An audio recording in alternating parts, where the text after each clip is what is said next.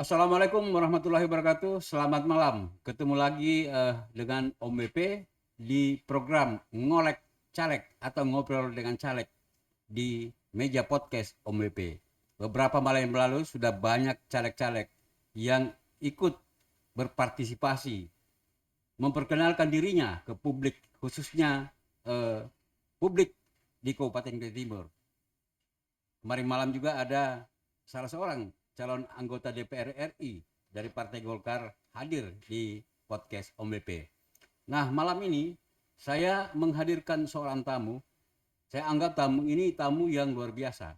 Beliau hampir dapat dipastikan bagian dari para aktivis yang mengawal atau ikut mengawal berdirinya Kabupaten Kutai Timur ini. Banyak organisasi-organisasi yang beliau geluti. Akan tetapi sebelum saya perkenalkan, saya ingin membacakan sebuah pantun. Karena tamu saya memang luar biasa, maka saya buatkan pantun dulu. Kutai Timur, kabupaten yang paten, lahirkan politisi yang paten. Caleg-caleg yang ngobrol dengan Om BP pasti paten dan kompeten. Oke, baik. Saya perkenalkan HA Arapa Esos. Iya. Assalamualaikum saudaraku. Waalaikumsalam warahmatullahi wabarakatuh Kakandaku. Wih, Yang luar saya biasa. hormati. Lama berapa tahun baru kita ketemu ya? Mungkin ada kurang lebih 7 tahun kali. Iya ya. Baru kita bisa bertatapan muka langsung. Iya, kita sibuk masing-masing. Akan Sibuk. tetapi ya namanya ikatan batin itu selalu ada. Selalu ada, selalu ada. Iya. Karena kita ini kan serantang seruntung sejak dulu. Iya. Apa yang Anda katakan itu? Barangkali kita aja yang berdua para aktivis. Jadi saya melihat itu bahwa para aktivis veteran ini yang masih aktif sekarang ini kelihatannya tinggal kita berdua yang selalu aktif ini. Betul. Yang lain sudah pada cooling down. Cooling down ya. Melakukan kegiatan yang lain gitu. Ya, mereka cooling down mungkin disebabkan oleh umur. Betul. Kemudian mungkin mereka ingin menikmati hidupnya, beribadah, kan? Betul. Merenungkan diri. Apalagi umur-umur seperti kita ini. Katakanlah kita ini masuk dalam golongan lansia pemula. Lansia pemula. Umur sudah 60 tahun lebih.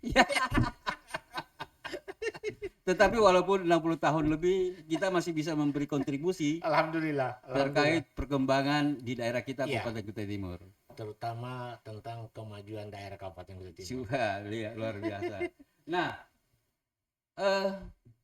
saya banyak tahu persis tentang rekam jejak adinda saya ini, Arapa Esos, terkait dengan awal berdirinya Kabupaten Kutai Timur ini. Mungkin bisa diceritakan ini sebagai nostalgia terkait dengan awal berdirinya Kabupaten Kutai Timur sebelum kita masuk nanti ke materi-materi selanjutnya. Silakan Dinda. Jadi memang kita hidup di Kutai Timur ini bagaikan mimpi dulu itu Kanda. Iya. Karena ini kan dari kampung berubah menjadi kecamatan. Kecamatan langsung kita formulasikan bagaimana tahun 2099 itu 1999 itu Kutai Timur kita rumuskan bagaimana supaya ada pemekaran Kabupaten Kutai Timur ini. Dan ironisnya lagi dulu itu sebetulnya bukan di sini ibu kotanya. Mestinya di Waho.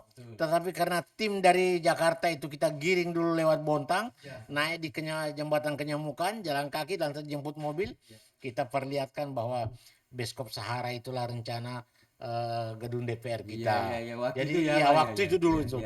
Sehingga hal-hal itu sehingga tim dari Jakarta mengatakan cukup representatif untuk daerah yang sedang direncanakan pemekaran. Maka alhamdulillah Allah mengabulkan ibu kota di Sangatta. Ibu kota itu jalan ceritanya. Ini kenapa kita sampaikan ini ke publik, khususnya di Kabupaten Kutai Timur, agar generasi muda kita, kaum milenial, memahami sebuah sejarah. Sejarah bahwa Kutai Timur ini bukan berdiri begitu saja, tetapi ada orang-orang yang memang memperjuangkan, walaupun sebagian sudah meninggal. Iya.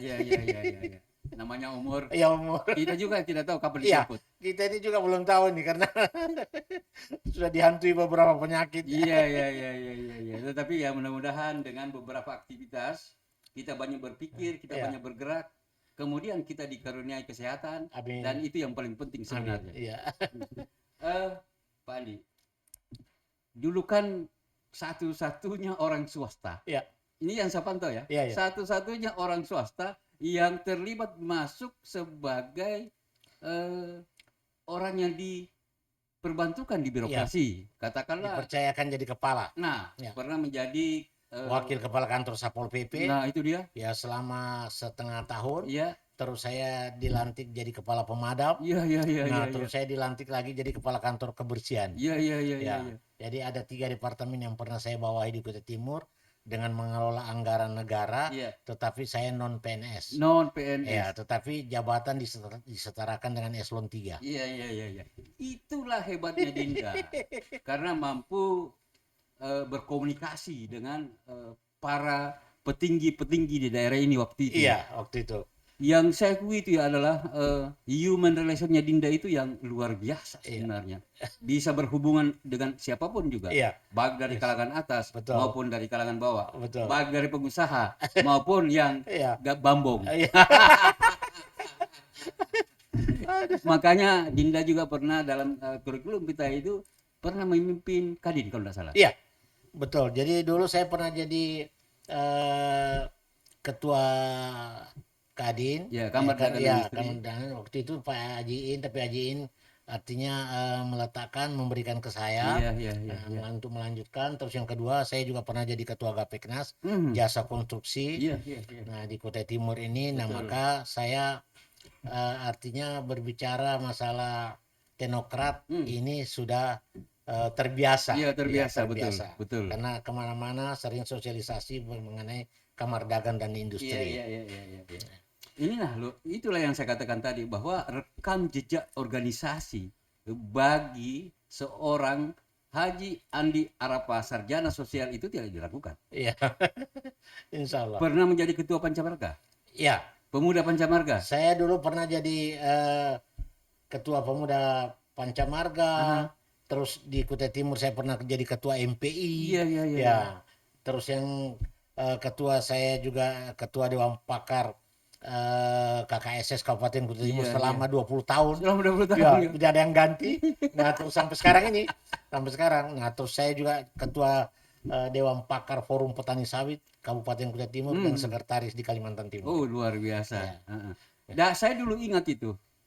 Kalau Andi Arapa sudah turun dengan topinya, dengan baretnya kayak sebuah komando dengan tongkat komandonya. Komando. Wah, saya bilang ini luar biasa ini.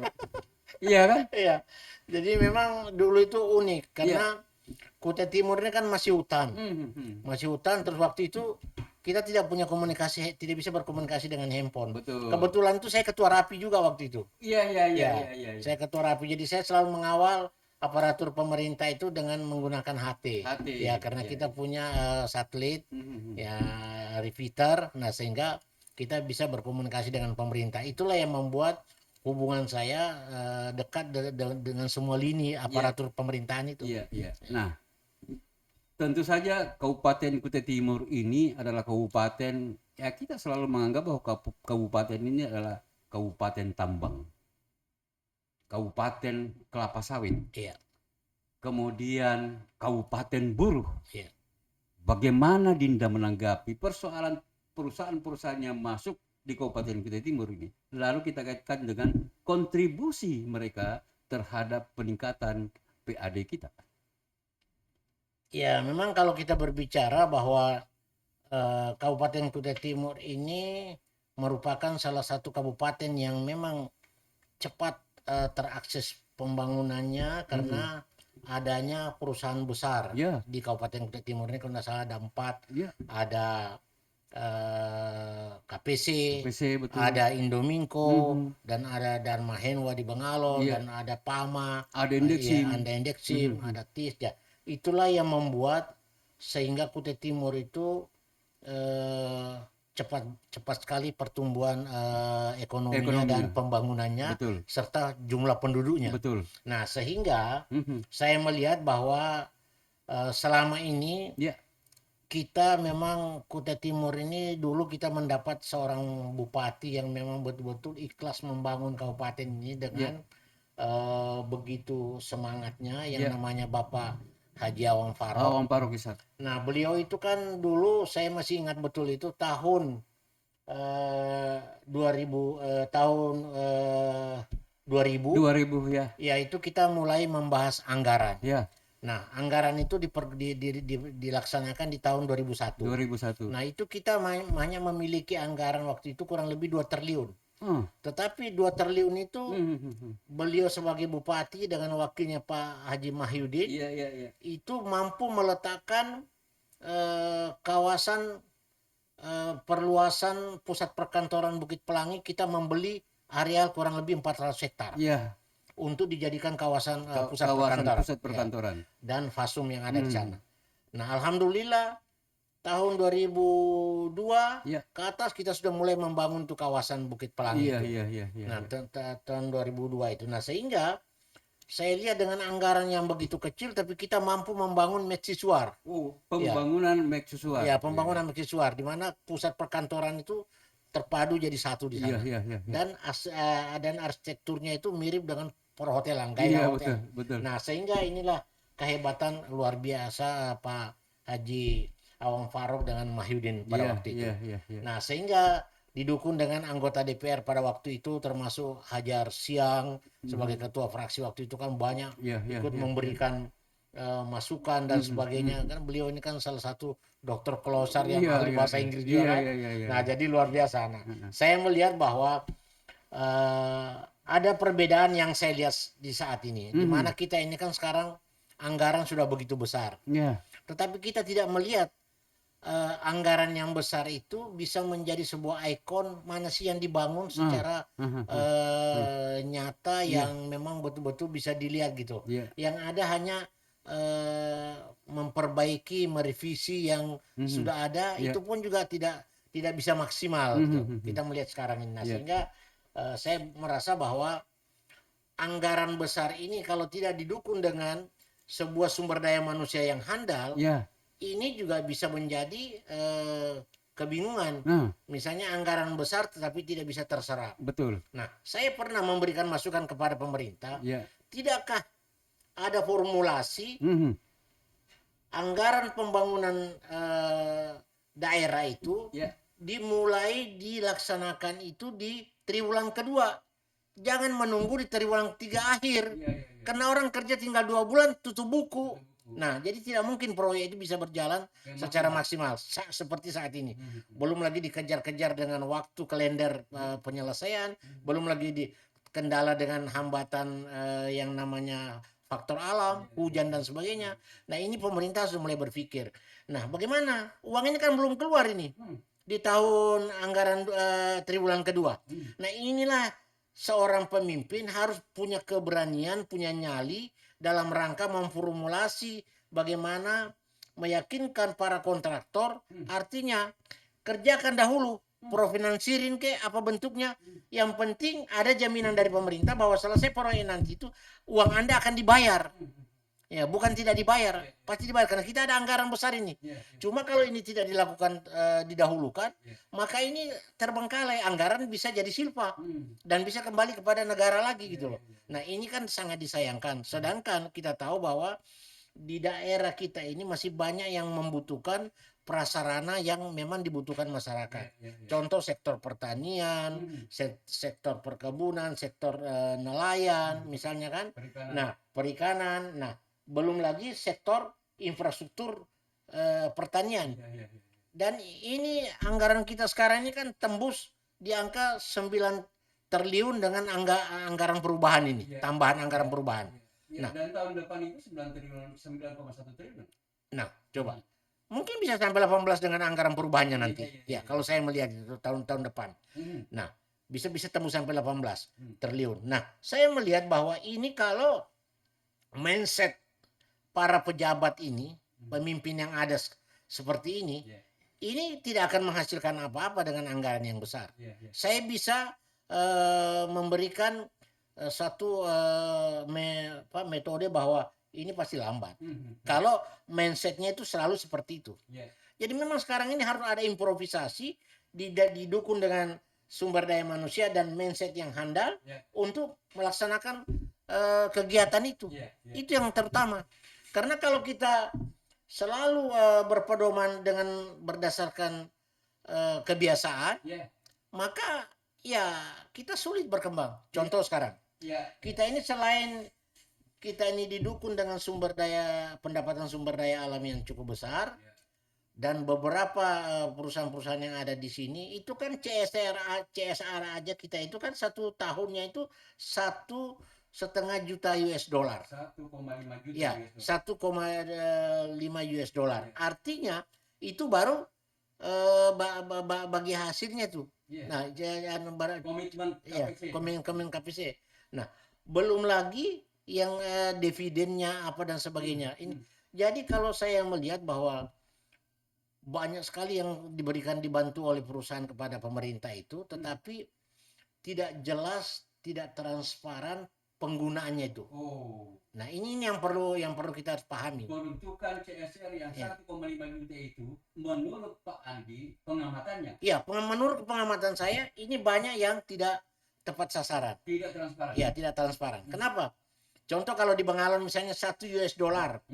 1 US dollar 1 juta US dollar itu di Bengalon itu kan diberikan kepada camatnya dan ada laporannya setiap desa pekerjaannya itu jelas, itu bisa dia anu. Nah, tetapi di kecamatan lain yang kita tidak paham seperti apa pengelolaannya. Nah, ini juga perlu memang harus ada transparansi dalam rangka pengelolaan dana-dana CSR itu. Jadi kalau pengelolaan dana CSR itu sesungguhnya kan sudah ada tuh LSM yang multi MSH CSR yang dikelola oleh pemerintah. Iya, betul. Jadi LSM masuk di situ bekerja sama dengan pemerintah untuk menyalurkan dana CSR dari perusahaan itu. Katakanlah KPC yang ada di Jakarta ini. Banyak faktor yang membuat kita tidak tahu diapakan dana CSR ini. Kemarin ada beberapa gang dan sebagainya. Beberapa tahun terakhir ini saya lihat juga bahwa ada kelambanan dari dana CSR itu. Saya tidak tahu apakah persoalan keuangan atau dan sebagainya. Akan tetapi di sinilah peran pemerintah sebenarnya. Kenapa saya ini berbicara sedemikian? Karena bagaimana dulu susahnya kita tahun 2003-2004 itu memperjuangkan pertarungan saham 51% itu kepada pengembalian kepada negara, dan ini penuh liku-liku, dan saya salah satu aktivis di dalam pergerakan itu untuk bagaimana supaya memenangkan PTBR. Dengan janji mereka itu, pertama kita akan membuatkan yang namanya infrastruktur jalan Soekarno-Hatta. Terus ada pembuatan rumah sakit umum yang namanya Kudungga. Terus ada pembuatan yang namanya sekolah ilmu tinggi pertanian yaitu STIPER. Nah, alhamdulillah itu sudah diwujudkan semua oleh perusahaan. Nah, termasuk saya dulu dijanjikan pemadam 2 unit untuk dibelikan, tapi ya sudahlah.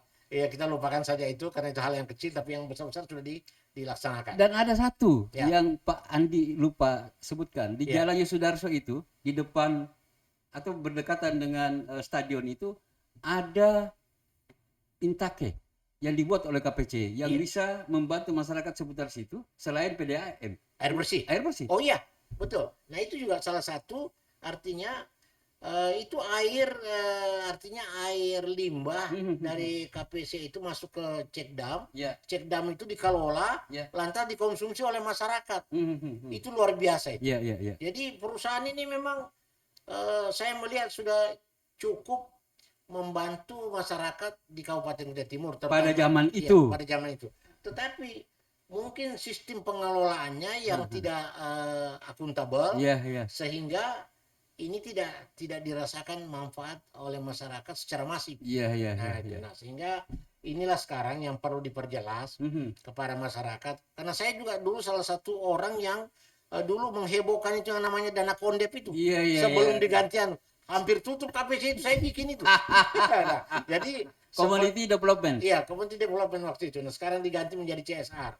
Nah, karena saya melihat itu ada penyalahgunaan di dalamnya waktu itu. Maka saya ributin. Alhamdulillah begitu saya habis ributi, tahun depannya diganti namanya menjadi CSR. CSR ya. Jadi memang Nah, sekarang ini saya dengar dengan adanya perubahan dari izin PK2B menjadi IUP Iya, khusus. iya, iya. Nah, itu sekarang kan ada tambahan itu. Ada tambahan yang diminta tokoh-tokoh masyarakat Iya. Kutai Timur bagaimana ada penyelesaian pelabuhan Kenyamukan. Kenyamukan. Ya. Nah, ini sampai sekarang kan tidak jelas tuh. Ya. Ya, padahal kalau itu bisa selesai, itu kan sebuah ikon itu. Ya. Ya.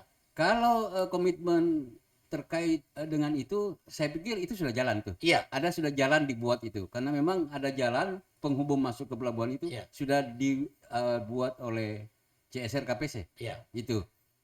Jadi persoalan arah yang lainnya itu dibantu oleh APBN yang arah jalan dari luar, kemudian setelah dari luar itu dibangun oleh PT KPC. Itu ada sekitar berapa meter itu, mungkin anggarannya sekitar 20 miliar kalau tidak salah. Nah, itu mestinya ada pekerjaan terpadu di mana pihak perusahaan misalnya mengerjakan dari darat, tapi pekerjaan dari laut supaya kapal bisa sandar, ini sudah diformulasikan oleh pemerintah. Ya, harus gencar ini pemerintah ini menanyakan terus ke pusat, supaya ini bisa menjadi peningkatan pertumbuhan ekonomi Kabupaten Kutai Timur. Coba bayangkan dengan adanya pelabuhan itu, maka high cost angkutan bahan bangunan itu sudah termasuk bahan pokok, itu sudah tidak 2 kali pindah.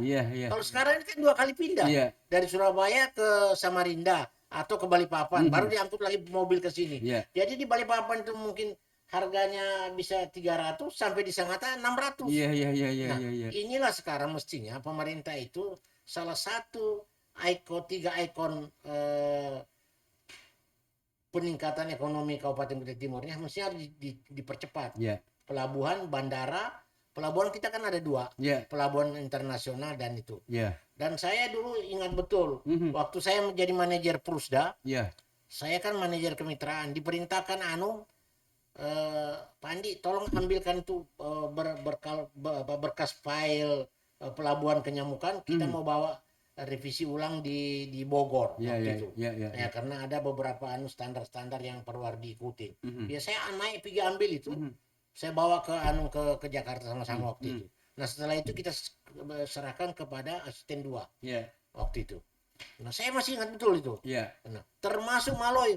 Pak Awang merencanakan Maloi itu, tetapi kamilah sebagai ketua Kadin yang datang mensurvei, itu masih ada foto-fotonya semua. Kami mensurvei semua, saya, Haji Agus, Haji In, semua kita pengurus Kadin datang ke sana. Setelah kami pulang meninjau, kami ketemu dengan Pak Awang, menyampaikan bahwa di Maloi itu layak dijadikan kawasan pelabuhan internasional sebagaimana perencanaan Bapak. Pak Awang senang banget. Kawasan ekonomi khusus. Kawasan ekonomi khusus. Ya, luar biasa. Jadi ini kita bicara sejarah. Sejarah Kutai Timur. Sejarah mimpi-mimpi Awang Parok yang didukung oleh para aktivis. Betul. Yang sekarang menjadi veteran. Termasuk Andi Arafah. Luar biasa. Nah, sangat berapi-api. Kalau Andi Arafah bicara tentang pembangunan Kabupaten Kutai Timur, saya yakin selalu berapi-api.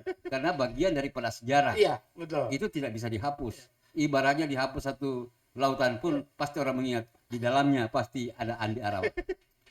Nah, terkait dengan tadi yang dikatakan pembangunan kelihatan tidak merata. Di 2023 itu kan pemerintah Kabupaten Kutai Timur ini di PUPR saja itu ada 23 proyek multi years yang diperuntukkan untuk membangun jalan-jalan penghubung di kecamatan. Kebetulan saya juga turut melihat di Lomasanga, kemudian di mana di daerah Muara Bengkal, Muara Ancalong, kemudian Susu, kemudian Mata Air, itu ada beberapa tuh. Termasuk di Kaliorang itu ada beberapa itu. Nah, menyinggung masalah pembangunan pelabuhan Kenyamukan, pemerintah juga mencanangkan dan menjanjikan, ini lagi-lagi janji, mudah-mudahan sebelum akhir pemerintahan ASKB ini di tahun 2024 pelabuhan itu sudah bisa ready dan bisa dinikmati oleh masyarakat. Iya. Seperti yang Pak Andi katakan tadi, ini bisa meningkat ekonomi rakyat. Nah, saya dengar juga bahwa di tahun 2023 ini Dinas Perhubungan itu mendapatkan satu kue multi years untuk percepatan pembangunan di Kenyamukan. Yang mudah-mudahan itu bisa menjadi sebuah rencana yang nyata yang bisa dinikmati masyarakat, seperti rencana pembangunan pusat perkantoran Bukit Pelangi yang dulu banyak dicerca orang, sekarang sudah dinikmati orang. Betul. Atau jangan-jangan pencercanya juga menikmati itu. Iya. Bisa jadi. Bisa jadi. Iya.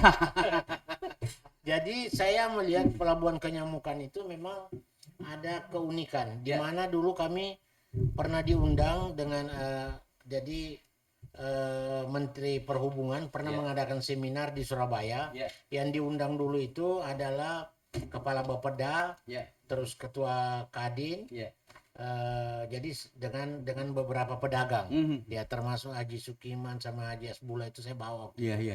Nah, jadi di Surabaya ini kita ini kan sudah ditetapkan bahwa Pelabuhan Kenyamukan itu masuk tol 8.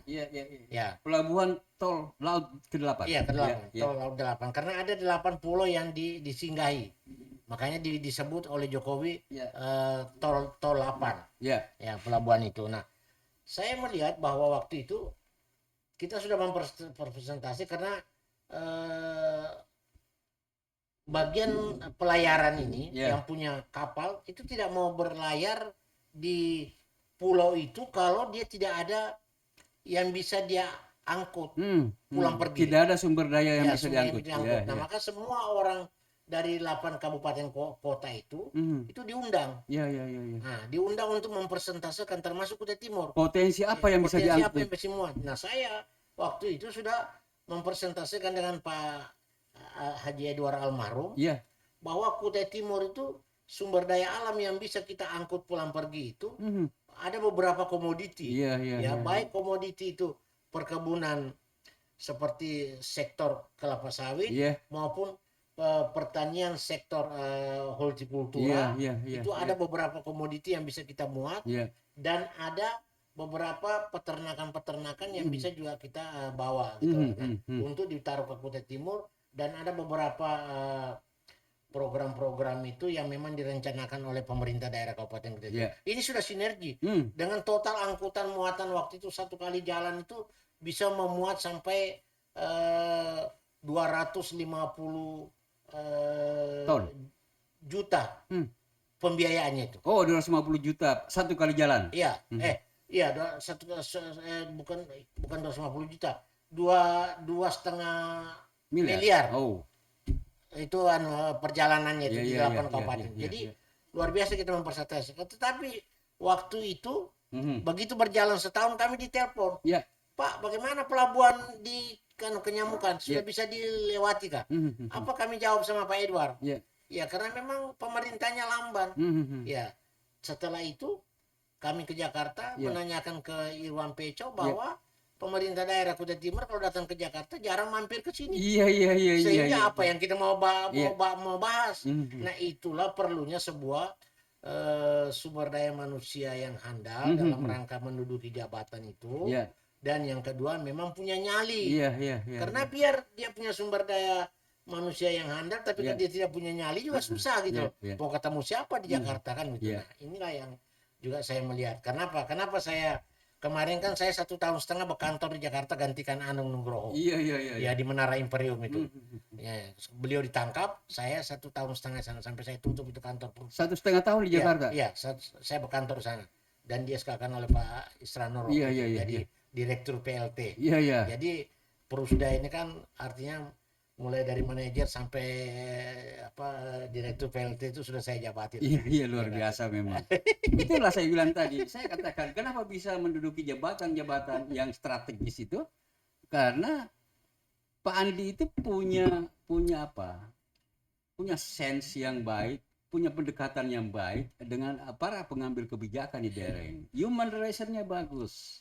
Iya kan? Sehingga bisa diterima oleh semua kalangan. Nah, kemudian tadi kita sudah bicara ngalor ngidul. Ada satu yang saya klarifikasi.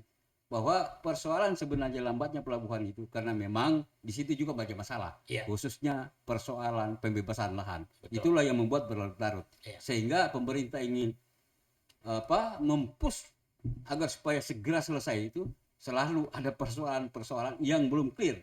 Nah, mudah-mudahan ini sudah clear semua. Iya. Kita harapkan dengan clearnya persoalan lahan di pelabuhan Penyamukan itu pembangunan bisa berjalan lancar. Dan salah satu sumbangsi yang kebetulan tadi Pak Andi menyebut Irwan Peco, Iya. anggota DPR RI kita yang selalu berjuang keras sekeras-kerasnya untuk pembangunan infrastruktur di Kalimantan Timur, juga mendorong anggaran masuk ke pelabuhan Penyamukan itu. Betul. Ini perlu disampaikan juga Iya. bahwa ada orang berjasa yang mendorong anggaran dari pusat untuk kepentingan masyarakat Kutai Timur dan Kalimantan Timur pada umumnya. Betul.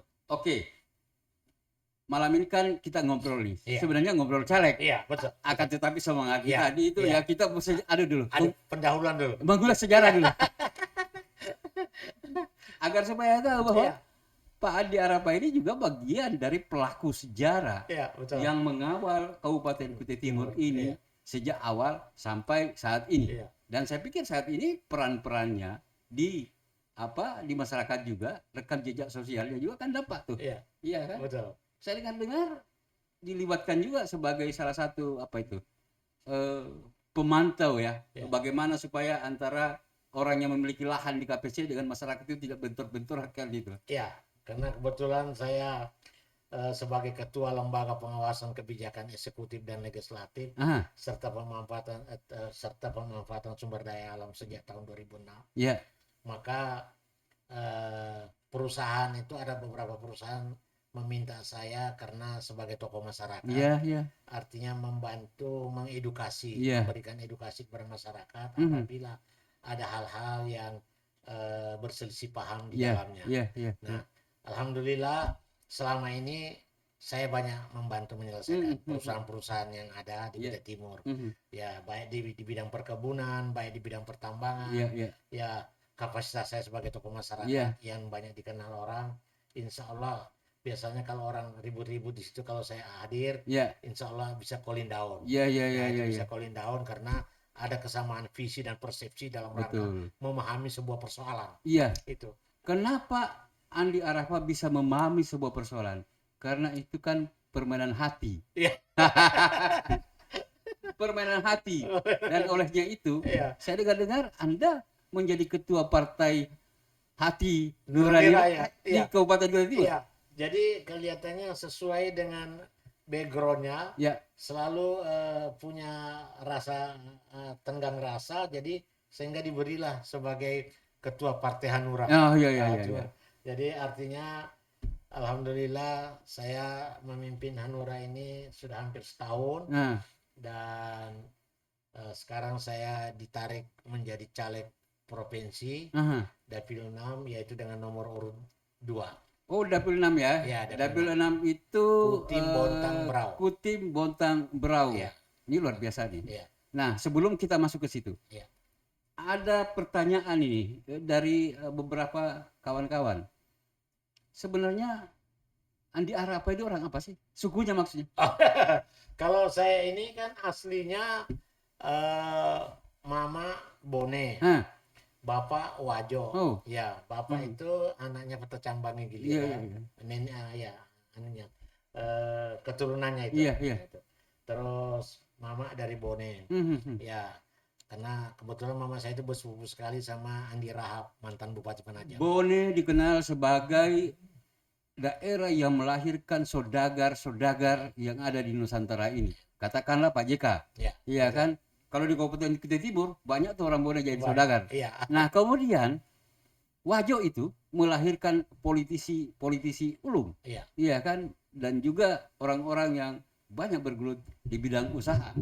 Makanya selalu dikatakan merdeka to Wajo Ada Nana Papuang. ahli Merdeka to Wajo ada Nana Papuang. Nana Papuang. Nah, kemudian yang saya biasa berpikir tuh, kenapa Pak Andi ini bisa bahasa Flores? Ya, karena kebetulan saya dulu saya ini kan 9 bersaudara, anak pertama.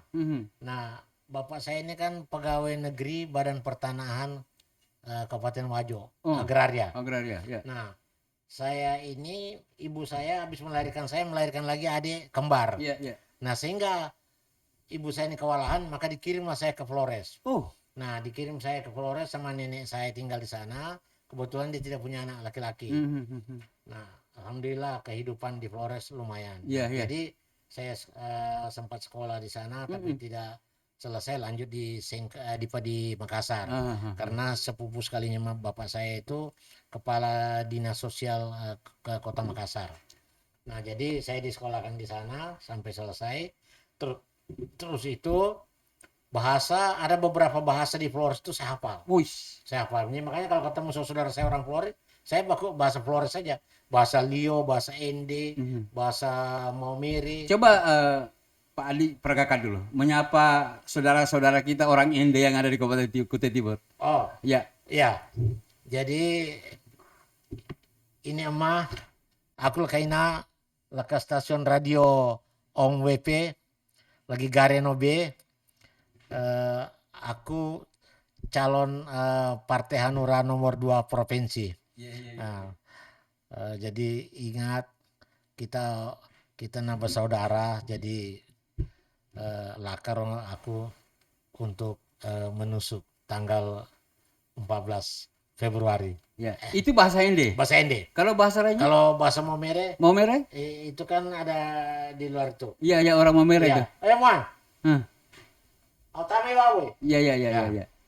Jadi saya ini kalau bahasa Maumere sangat fasih banget karena ya memang guru saya itu kan juga memang Pastor Vero yang Bendung. Iya. Ya guru saya Iya, di SD iya, itu. Jadi saya bahasa Maumere terus setiap hari. Jadi maka kalau saya kemana-mana itu ketemu saudara saya dari Flores itu, ya saya bahasa Maumere seolah-olah saya berada di Kecamatan Nita Oh. di Flores. Jadi, Berarti Pak Andi kenal betul geografi daerah NTT itu. oh iya, karena saya kan sekolahnya itu kan sampai dulu saya SMP Semenari di Ledelero. Oh. Ya, itu sekolah favorit, Ya. artinya orang-orang tertentu yang bisa masuk di situ. Nah, sehingga saya di sana sekolahnya dulu.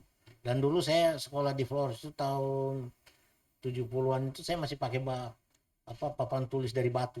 Wush. Iya, dari batu. Karena dulu kan masih Iya, iya, iya, iya, anu iya. sekali. Waktu SD ya? Waktu Iya, SD iya, itu. iya. Jadi, nah di situ saya menguasai bahasa Maumere, Oh. bahasa Lio, bahasa Ende, semua saya kuasai. Sehingga setelah saya merantau ke sini, ketemu orang-orang di sini, Ya. ya bahasa itu tidak hilang. Iya, Artinya iya, iya, selalu iya, ada. Iya, Ya. iya, iya. Karena Makanya, bertemu dengan saudara-saudara kita dari NTT. makanya saya jadi jurkamnya Isra Nur Ya, waktu betul, itu. betul. Begitu saya hantam pakai bahasa Maumere sama bahasa Lio, langsung Isra Nur tuh angkat 2 jempol, Iya, angkat iya. jempol kakinya juga. Nah, ini kubarifik. Dan itu Iya. saya lihat persis itu waktu di Kaubun. Iya. Makanya saya tanya, loh kok Pak Andi ini katanya Bugis, kok beberapa bahasa NTT bisa dikuasai? Iya. Oh, ternyata sekolah. Iya, sekolah di sana memang. Sekolah di sana. Iya. Jadi sampai SMP waktu itu di sana. Setelah itu saya pindah ke Makassar. Makassar ya. Iya. Nenek di sana sudah lama memang. Apanya? Nenek sudah sejak tahun 52. Oh. Ya, artinya berontaknya tentara Jawa dulu. Iya, iya, Di iya. Basmi itu kan. Betul, di- betul, betul. Nah, lari ke sana dia, Ya, merantau. dan memang Bugis itu terkenal dengan Iya. perantau-perantau Bugis. Jadi 2 desa itu, desa Magepanda sama desa Bobo-Pombo itu, Ya. itu orang Bugis keluarga semua, enggak ada orang lain. Oh, di situ ya. Iya, di situ, di 2 desa itu. Mhm. Ya, jadi luar biasa. Sampai sekarang ini ya mereka sudah bercocok tanam di sana. Mhm. Dan saya heran, Flores itu daerahnya gersang tapi subur. Gersang tapi iya, subur. tapi karena ada gunung api. Iya, iya. Oh, iya, iya, iya, iya. Nah, oke. Iya. Kita kembali ke persoalan tadi sebagai ketua Partai Hati Nurani Rakyat Kabupaten Kutai Timur, kemudian berniat atau memiliki niat baik menjadi salah satu caleg di Dapil Berau, Kutim dan Bontang. Hanura Dapil nomor urut 2. Nomor 2. Nah, Pak Andi, dari rekam jejak tadi sebagai pelopor untuk mengawal pembangunan Kabupaten Kutai Timur, apa gagasan Pak Andi ketika diberi amanah oleh rakyat di Dapil 6 duduk di Karampaci terkait banyak hal? Ya. Karena bagaimanapun juga ketiga daerah ini kan kita tahu di situ ada perikanan, katakanlah di Bontang, kemudian Kutai Timur pertanian, Ya. dengan awal daerah ini dibangun mengusung mengusung strategi gerakan daerah pembangunan agribisnis. Ya. Berarti di sini dikhususkan untuk membangun agro industri, kemudian di Berau juga pertaniannya lumayan. Apa yang Anda pikirkan terkait daerah itu? Ya, jadi saya kalau seandainya diberi amanah dan kepercayaan oleh masyarakat Dapil 6 Kutim Bontang Berau ini, saya membuat visi misi di dalam kartu nama saya itu ada saya memperjuangkan sektor pertanian, perkebunan, nelayan, pedagang kecil dan buruh. Nah, kenapa substansinya, kenapa sektor ini yang mau diperjuangkan ketika saya duduk? Karena saya melihat bahwa inilah sektor yang sejak daerah ini berdiri hingga sekarang ini kurang tersentuh oleh kebijakan gitu loh. Ya, kebijakan baik dari kebijakan dari parlemen maupun kebijakan dari eksekutif. Eksekutif legislatif. Nah, ini kurang diperhatikan. Contoh misalnya, kita melihat bahwa pedagang kecil. Pedagang kecil ini kan saya melihat bahwa ini hanya dijadikan sebuah objek slogan bagaimana menggugurkan kewajiban pemerintah. Di sisi lain, menggugurkan kewajiban pemerintah dalam hal apa? Dalam hal mengenai pembinaan pedagang kecil yang namanya UKM. Ya kan gitu. UKM digembar-gemborkan. Tetapi di sisi lain, tanpa kita sadari, UKM ini juga dimatikan dengan sendirinya. Kenapa? Coba bayangkan. Ini UKM dibina, pedagang kecil dibina. Diberi bantuan stimulan. Setelah itu ada perusahaan yang namanya waralaba masuk di daerah kita yang seyogyanya sudah ada aturan radius berdirinya, tetapi ini tidak diperhatikan oleh pengambil kebijakan. Apakah yang Anda maksudkan itu supermarket? Persis. Ya. Jadi persis. Contoh misalnya. Jadi saya melihat bahwa ada beberapa persoalan ini yang saya ingin memberikan masukan kepada pemerintah ketika saya bisa duduk di sana. Karena sepintar apapun Andi Arafa berbicara, sepintar apapun Andi Arafa berteriak, kalau hanya di luar parlemen dan hanya di luar pemerintahan, itu tidak dihitung. Hanya dibilangi anjing menggonggong kafilah berlalu. Kita tampung semua persoalan Anda sampaikan. Clear. Nah, tapi kalau kita ada duduk di dalam parlemen, kita berjuang untuk memperjuangkan hak kecil masyarakat, tentu ini pemerintah harus tunduk. Karena kalau dia tidak mau taat dengan apa yang kita bahas juga di parlemen, maka dia juga akan kesulitan melakukan pembangunan anggaran yang dia butuhkan itu. Nah, seperti itu. Nah, orientasi awalnya terkait dengan UMKM itu bagaimana gagasan Pak Andi itu untuk mengurangi yang namanya waralaba? Oh, bisa sebetulnya. Sepanjang pemerintah itu memang punya nawa itu untuk mensejahterakan rakyatnya. Ingat, daerah ini didirikan tanpa ada pengusaha kaki lima awalnya. Kita tidak akan bisa bergerak apa-apa. Gitu. Maka saya tahu betul karena saya mantan ketua Kadin. Nah, itu. Tetapi sekarang dengan perkembangan zaman teknologi, kita memberikan izin seluas-luasnya kepada waralaba. Dan kita tahu waralaba itu adalah sebuah perusahaan monopoli. Kalau diberi ruang, pasti dia akan monopoli. Nah, makanya sebagai pemerintah harus bisa membatasi. Harus ada sikap. Harus ada sikap membatasi. Jangan alasan bahwa itu kan regulasinya dari pusat. Betul, tapi kita kan ada undang-undang otonomi daerah. Undang-undang otonomi daerah itulah bisa kita mengkat semua kebijakan dari pusat yang dapat memusingkan orang daerah. Tidak ada urusan itu. Kita harus tolak. Toh memang sebuah daerah kalau tidak ada namanya Nggak ada namanya waralaba, Supermarket. tidak ada namanya mall, Iya, itu iya. memang tidak maju. Mhm. Tetapi radiusnya itu perlu diperhatikan. Oh. Misalnya jaraknya 2,5 kilo satu, Iya, iya, iya, atau iya. 1 kilo satu. Mhm. Ini 250, 350 meter ada satu. Ini regulasi apa ini? Mhm. Kebijakan macam apa Iya, gitu. iya, iya, iya, Nah, iya. jadi akhirnya apa? Timbullah implementasi bahwa wah, jangan-jangan pemerintah ini sudah mendapat Mhm. apa sogokan upeti gitu. Iya, iya, Ini iya, iya. asumsi. Akhirnya menimbulkan fitnah. Ya fitnah. Iya, iya, Nah, iya. makanya pemerintah ini dalam hal yang berkaitan dengan hal ini, ya itu harus anu. Nah, yang kedua, Ya. kenapa saya memperjuangkan itu sektor pertanian dan perkebunan? Karena saya melihat Ya. bahwa perkebunan selama ini banyak orang bercocok tanam, tetapi kesulitan dalam rangka menjual.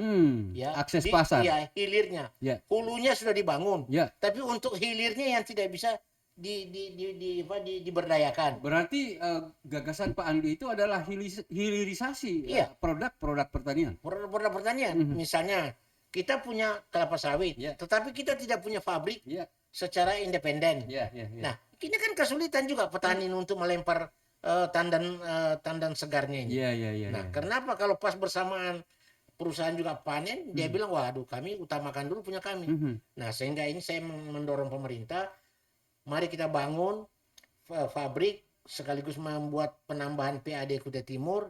Pabriknya nanti itu dikelola oleh Prusda Oh. dan dipasarkan oleh Kadin. Mhm. Itulah fungsinya. Iya, Karena iya, dia iya. ini sebuah organisasi tapi yang terdaftar dalam sebuah undang-undang. Mhm. Ya kan? Nah, makanya Kadin itu diberi peran. Makanya juga yang jadi ketua Kadin jangan goblok-goblok amat. Kalau goblok jangan jadi ketua Kadin, karena Iya, iya. Kadin itu adalah Kamar Dagang dan Iya, Industri. iya, iya. Harus mengetahui seberapa besar kebutuhan masyarakat Kabupaten Kutai Timur ini Iya. yang menjadi subsidi yang harganya mahal. Iya. Itu harus diketahui Kadin. Tapi minum kopi dulu. Iya, iya. Jangan panas. Luar biasa. Ya. Semuanya Pak Andi kalau sudah bicara Kadin itu, aduh, menjadi ketua Kadin jangan goblok-goblok amat ya. Iya, iya. Iya, Jangan jadi ketua Kadin Hmm. bawa map ke dinas-dinas minta proyek. Proyek. Bukan ketua Kadin itu kedudukannya sama pola pikirnya dengan bupati. Ketua Kadin itu Minta kenapa? proyek PL lagi. Kalau ketua Kadin bawa map pikir minta proyek di dinas, enggak usah jadi ketua Kadin, jadi kontraktor aja atau jadi LSM aja, gerandong. Kan gitu.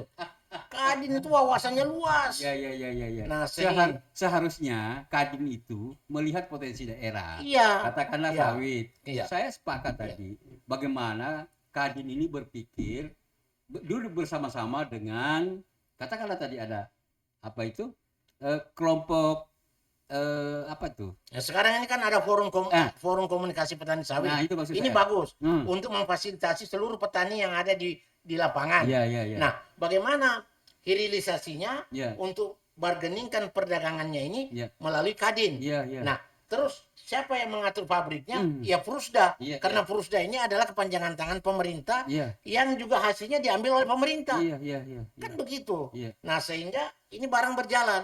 Tetapi memang harus ada harmonisasi dalam rangka diskusi 3 panel ini. Iya, bukan hanya harmonisasi, Iya. tetapi yang dibutuhkan adalah kolaborasi. Iya, kolaborasi, kerjasama yang baik. Betul, Nah, betul. seperti itu. Jadi memang ini. Tapi sekarang ini kan Prusda dibiarkan mati, Iya. Kadin dibiarkan jalan sendiri entah Iya. jadi LSM, Aha. padahal dia ini di bawah undang-undang. Seharusnya dia tidak bergerak kayak seperti LSM kan? Oh, enggak boleh, karena Kadin itu dia mindset berpikirnya itu sama dengan bupati. Iya, iya, iya, iya. Ya, kenapa? Dia ini harus bekerja sama dengan dinas koperasi, Iya. dinas perindustrian, dinas perdagangan. Ada 3 departemen di bawahnya itu sama-sama. Nah, kenapa?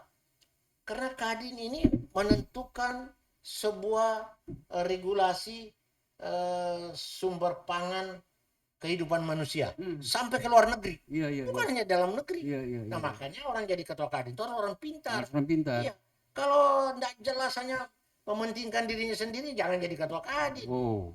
Seperti Iya, iya, itu. iya. Tapi itu kan bukan di Kabupaten Kutai Timur. Bukan. Ya. Iya. Di daerah lain. Di daerah lain. Ya, kalau di Kutai Timur ini Iya. Kadinnya jalan terus. Jalan terus. Ya, jalan Iya. terus. Kalau di Pulau Miang ya kita tidak tahu.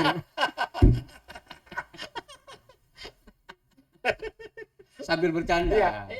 Karena bagaimana saya melihat ini apa semangatnya Alapah dulu itu tetap sama dengan sekarang, menjadi Singaporium. Ya. Nah, kemudian tadi kan kita sudah bicara terkait dengan seharusnya Kadin itu berfungsi sebagai apa. Nah, kemudian tadi disinggung masalah peternakan gitu. Bagaimana Anda memotret 3 kabupaten ini terkait dengan peternakan yang Ya. Kita ini kan sekarang ini kan pemerintah lagi berpikir bagaimana kita menciptakan swasembada daging. Ya. Tetapi itu hanya sebuah angan-angan. Regulasinya kita tidak bisa menjalankan dengan baik. Misalnya begini. Ya. Ini kan terkadang ada pengadaan sapi. Begitu datang di masyarakat tidak ada penyuluhnya yang memang ahli di bidangnya gitu loh. Ya. Nah, sehingga begitu sapi diserahkan ke masyarakat, masyarakat ini bingung, berpikirnya menjual saja. Nanti laporannya Pak mati digigit ular. Nah, akhirnya udah berapa ribu ekor sapi yang diserahkan dinas peternakan itu ke masyarakat, tapi mana itu sapinya? Karena itu tadi pembimbingnya kurang pas, gitu kan? PPL-nya kurang pas. PPS-nya kurang pas. Mestinya ada pembina peternakan sapi itu yang memang menguasai di bidangnya. Itu satu. Yang kedua, pengawasan pendekatan terhadap petani itu juga memang harus diutamakan dari pemerintah. Kalau kita mau jadi. Betul. Yang kedua, dibuat satu kawasan memang ada semacam kandang terpadu. Ya, bagaimana waktu kita pernah dulu ke Australia melihat peternakan sapinya orang di sana. Ya, waktu zamannya Purda itu kan juga mendatangkan sapi. Tapi karena memang kita ini belum siap tetapi barang sudah datang, nah itu juga kelemahan. Betul. Ya, misalnya kita belum punya kandang sudah mendatangkan sapi 1.350 ekor. Semangatnya besar. Nah, semangatnya besar. Tetapi sumber daya manusianya yang kurang. Gitu. Yang kedua, ya kita juga waktu itu kebetulan ada kekeliruan karena ya direktur-direktur yang direkrut waktu itu kan semua orang dari luar. Jadi sulit juga kita pantau gitu loh. Mereka rekrut orang luar tidak paham kondisi Kabupaten Kutai Timur. Nah, kalau sekarang ini pemerintah ini mau buat swasembada daging, ya memang perlu duduk bersama kita. Dan pemerintah itu tidak boleh alergi. Ya, pemerintah ini kan terkadang kalau kita sudah kritisi, dia alergi dengan kita. Jangan undang lagi Pak Andi itu kalau ada pertemuan, karena Pak Andi itu orangnya kritis. Padahal saya kritis itu ingin memberikan masukan kepada pemerintah, karena saya 15 tahun di dunia ilmu pemerintahan. Mulai dari pegawai kelurahan, pegawai kecamatan, sampai jadi kepala kantor. Luar jadi biasa. saya paham itu ilmu pemerintahan. Tapi akhir-akhir ini saya jarang diundang, karena itu dianggap saya paling kritis. Atau mereka menganggap sudahlah Pak Andi sudah tua. Tapi belum tentu juga. Artinya saya boleh bertarung dengan teman-teman yang muda-muda itu kalau soal berpikir dan bergerak gitu. Karena walaupun kita 60, ya 60 itu kan hanya perasaan. Sebenarnya. Tetapi stamina tetap jalan terus. Semakin kuat kita berpikir, semakin kuat kita bergerak, maka umur kita seakan-akan dan energi itu semakin bertambah. Betul. Dan saya rasakan itu. Pak Andi juga rasakan itu. Nah, tadi bicara tentang peternakan. Akhir-akhir ini saya sudah melihat itu Pak Andi. Yang mudah-mudahan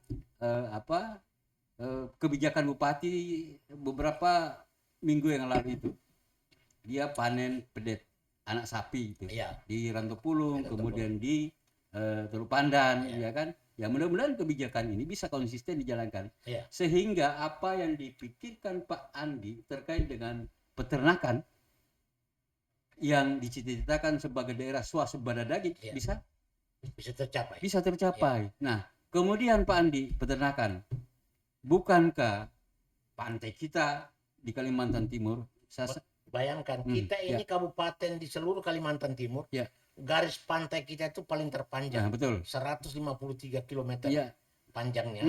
Artinya kalau nelayan kita ini dibekali dengan alat tangkap yang memadai, nggak usah canggih lah, yang memadai saja, maka peningkatan sumber daya manusianya juga hidup, perekonomiannya juga hidup, Terus laut kita ini tidak dicuri orang terus. Betul. Ini kan yang menikmati laut kita yang panjangnya 53 ke 153 kilometer ini kan hanya orang dari luar. Iya, iya. Karena dia yang mempunyai alat tangkap yang lebih.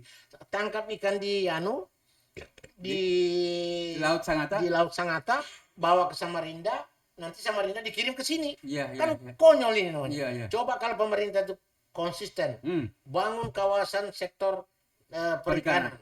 Di sana nelayan semua dibelikan alat tangkap yang baik dan dibina, terus kita bangun kostorik.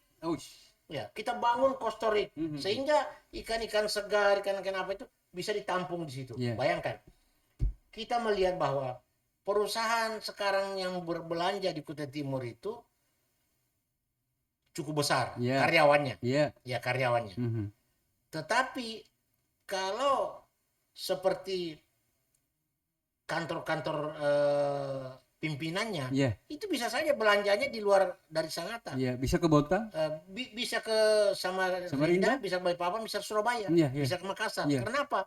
Karena ada rasa yang kalau dia belanja di Kutai Timur mungkin tidak sama rasanya. Karena kalau misalnya katakanlah daging, daging itu kalau sudah di press mix dibawa ke Kutai Timur, kalau dari anunya tuh dari asalnya suhunya 0,5, di mobil jual 0,5, turun di pressernya lagi perusahaan itu harus 0,5 juga. Konsisten, harus konsisten.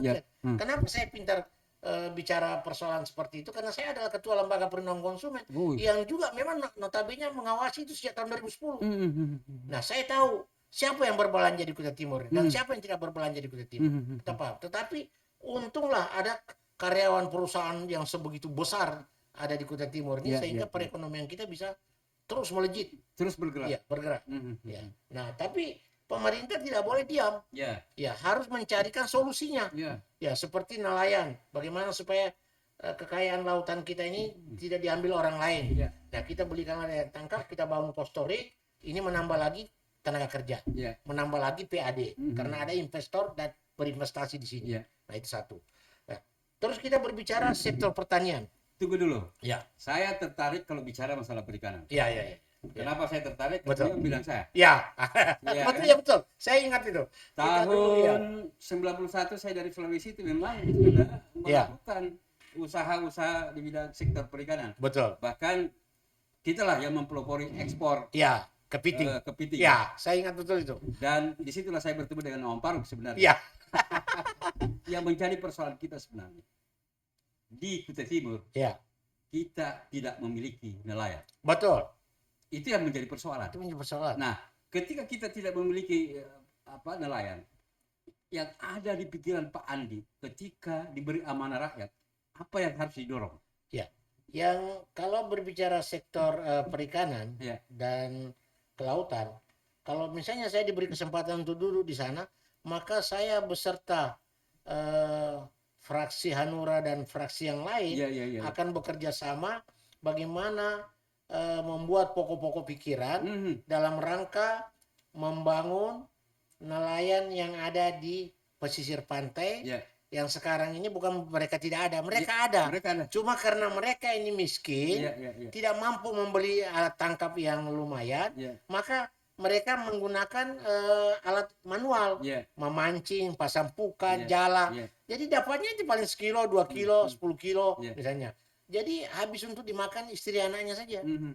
Nah, kalau kita membudgetkan melalui pokok-pokok pikiran kita budgetkan mereka anggaran untuk dipergunakan dalam hal pembelian alat tangkap itu, sehingga kita juga mencarikan solusi bagaimana kita datangkan juga nelayan yang handal untuk bekerja sama supaya dia punya ilmu bisa dia serap. Nah, jadi kita tidak boleh juga membelikan dia alat canggih tetapi dia sendiri saja mau menjalankan. Itu sama saja dulu pernah terjadi. Berapa petani dibelikan traktor. Traktornya sampai tenggelam di sawah, tidak ada yang ngurusi. Berapa banyak petani dibelikan jahe? Jahe. Tidak ada karena tadi tidak ada ahlinya. Ketika jahenya tiba di tangan, petaninya itu jual kembali ke pasar. Jual kembali ke pasar. Tidak ada tempat penampungannya mestinya. Disinilah diberdayakan dinas koperasi, dinas perdagangan, dinas perindustrian. Ya. Nah, ini semua diminta untuk berpartisipasi dalam rangka memberikan pokok-pokok pikiran dalam rangka petani ini bisa ada pelemparan. Sekarang kalau semua petani dihimbau tanam singkong, Ya. mau jual kemana? Ya kan itu. Jadi ini terkadang kebijakan ini, regulasi ini terkadang kamuflase juga. Orang disuruh menanam, disuruh ini bagus, tapi begitu orang menanam tidak ada pelemparannya. Ya. Untung sawit ini menjadi komoditi internasional. Ya. Ya, dan punya turunan berbagai macam. Betul. Nah, makanya dulu ada pernah wacana, katanya petani mau dihimbau untuk menanam pisang secara masif. Saya bilang hati-hati. Ya. Karena pastikan pemerintah daerah Kabupaten Kutai Timur beserta dokter pertaniannya itu mampu memberi pengobatan virus itu. Karena kalau virus itu tidak bisa diobati, maka sia-sia orang menanam pisang itu. Seperti yang terjadi di Teluk Pandan. Iya, yang Teluk Pandan. Kenapa?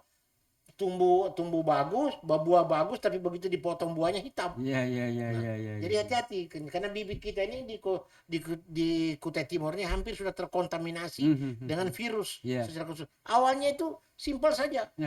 Mobil dari Surabaya, dari Bali dibiarkan masuk ke Teluk Pandan tanpa ada pencucian, tanpa ada perawatan virus, akhirnya masuk ke dalam pohon sawit, pohon pisang. Nah, virusnya itu pindah.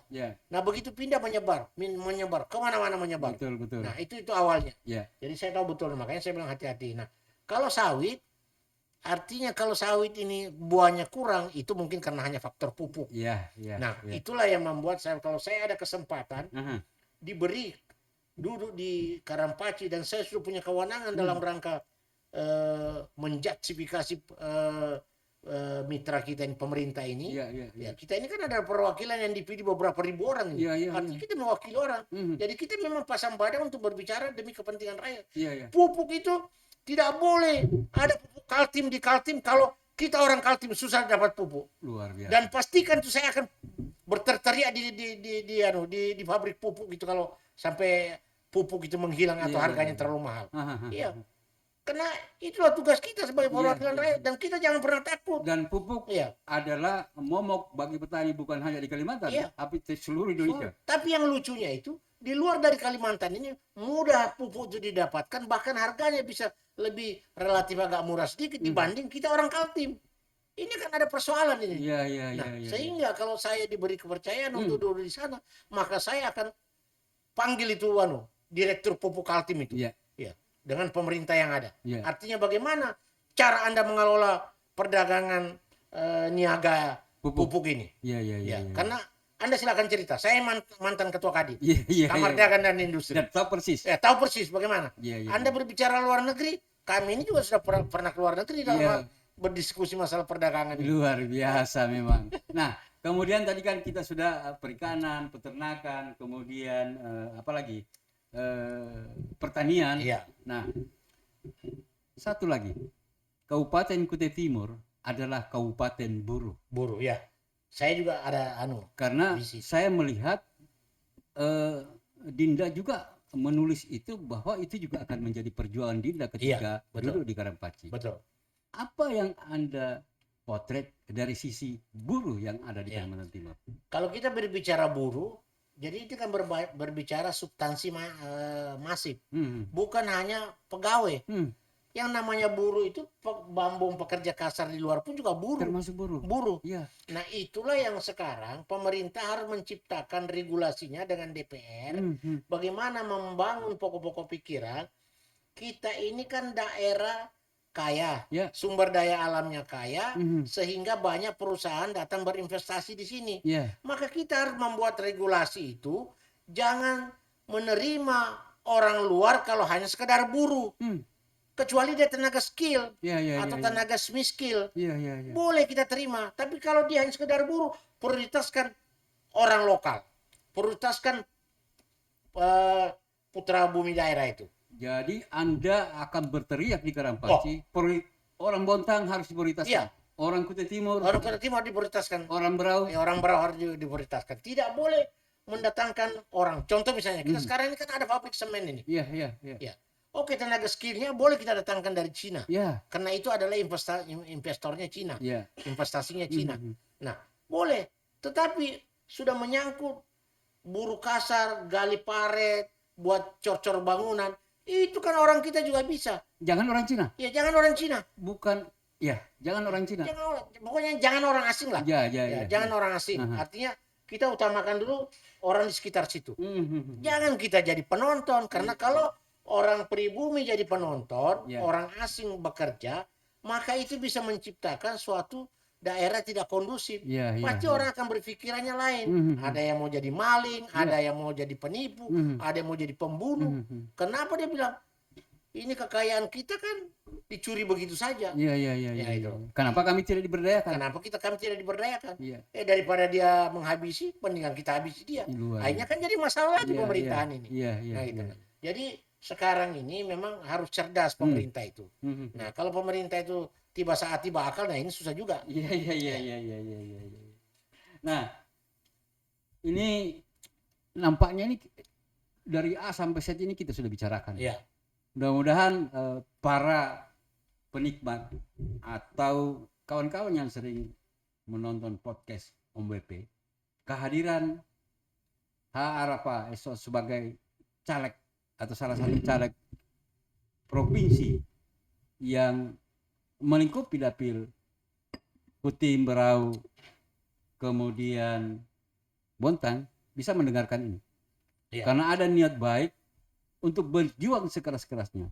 Bukan hanya berjuang bagaimana wilayah-wilayah di dapil itu agar supaya buruh-buruhnya atau tenaga kerjanya diberdayakan. Ya, betul. Akan tetapi juga bagaimana supaya di daerah itu hasil-hasil pertaniannya bisa mendapat akses pasar yang betul-betul bisa meningkatkan taraf kehidupan petani, termasuk dalam hal ini pembinaan kepada petani dan peternak dan nelayan yang ada di 3 wilayah ini. 3 wilayah. Nah, sebelum kita akhiri ini Pak Andi, saya ingin mendengarkan Pak Andi memberikan atau menyapa masyarakat kita yang ada di 3 kabupaten kota ini terkait harapan Pak Andi terhadap mereka. Iya. Kemudian bagaimana Pak Andi bisa mengejawantahkan harapan mereka ketika Anda duduk di Karampaci. Ya. Jadi baik, terima kasih kepada Kakanda Om WP yang telah mengundang saya pada malam hari ini untuk hadir di studionya. Ya, Assalamualaikum warahmatullahi wabarakatuh kepada seluruh pemilih di 3 kabupaten kota, yaitu Dapil 6. Oh ya, di Dapil 6 ini ada 3 kabupaten, Kutim, Bontang, Berau. Insya Allah kalau saya diberi kesempatan untuk menjadi anggota DPR di Karampaci, ada beberapa pokok-pokok pikiran saya. Insya Allah saya akan implementasikan untuk membantu masyarakat 3 kabupaten kota ini berdasarkan apa yang sudah saya sampaikan dalam visi dan misi saya untuk maju sebagai calon DPR dari Partai Hanura. Dan perlu saya sampaikan bahwa memang di dalam pemilihan itu banyak fenomena. Ya, terkadang ada orang ya sudah dirasupi dengan perasaan bahwasanya kalau tidak ada uangnya saya tidak akan milih. Nah, tetapi perlu saya sampaikan bahwa tidak ada manusia hidup di dunia ini yang tidak butuh uang. Tetapi tidak semua persoalan itu harus didasari dengan uang. Karena pemilihan seorang pemimpin, baik itu anggota DPR maupun itu bupati, gubernur dan presiden, kalau semua diukur dengan uang, maka suatu saat pemimpin itu akan tidak berpikir secara relatif untuk membantu masyarakat. Karena apa?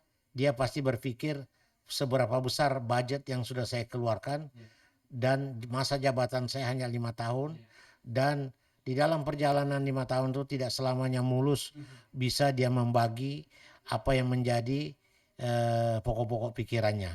Nah, sehingga pastikanlah pilih caleg yang memang betul-betul punya niat baik untuk berbuat kepada masyarakat dan bisa dibuktikan. Dan kalau saya juga dapat kepercayaan, insya Allah kalau apa yang saya sudah sampaikan melalui pamflet saya dan tidak bisa dibuktikan, saya siap diturunkan oleh masyarakat dan disuruh mundur dari Karangpaci itu. Iya. Karena apa? Saya niat bekerja untuk rakyat. Tapi kalau di dalam perjalanan itu ada ciri-ciri atau gelagak saya tidak bekerja untuk rakyat, maka silakan rakyat bikin surat mosi tidak percaya terhadap saya dan segera saya mengundurkan diri. Ya itu. Terima kasih. Baik, terima kasih HA Arafa Esos, seorang yang telah kita dengarkan tadi bagaimana rekam jejak beliau. Yang ingin saya katakan bahwa memilih pemimpin tidak hanya atau tidak berdasarkan pada isi kantongnya, akan tetapi memilih pemimpin adalah melihat isi kepalanya. Bagaimana cara kita untuk menilai isi kepala seseorang itu? Lihatlah rekam jejaknya, di mana pernah dia berada. Kemudian lihatlah kredibilitasnya.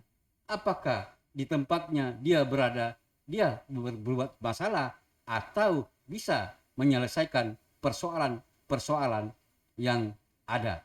Demikian podcast ini. Assalamualaikum warahmatullahi wabarakatuh.